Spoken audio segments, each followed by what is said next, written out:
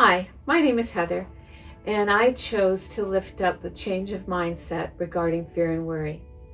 It has been an enlightening experience, and quite honestly, one I would not have engaged in if I wasn't asked to participate. Throughout Lent, I've had several epiphanies, and I'm here to share a few of them with you. First off, I've come to the realization that there is a place for a healthy dose of fear and worry in our lives. It helps alert us to impending dangers or to people who may not have your best interests at heart. It also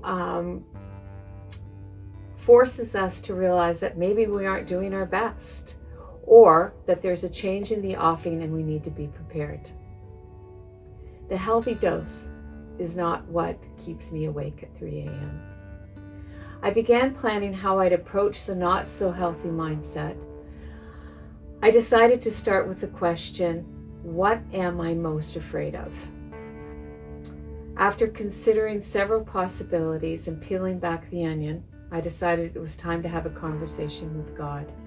And I have to say, it was a long one. Exhausted, I moved the question over to him to hold for the night while I slept.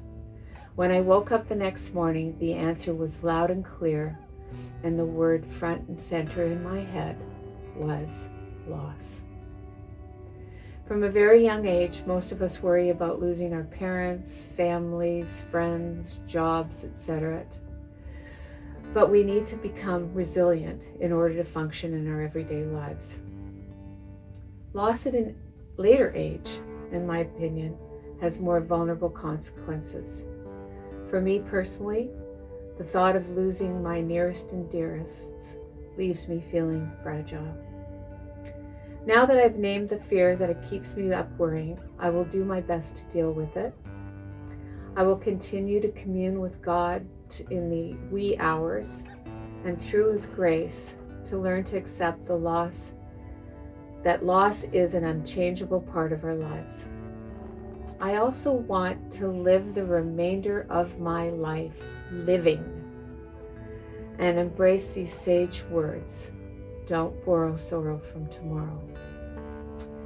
In closing, this gift of Lent has been a gift of peace, and for that, I am grateful to God.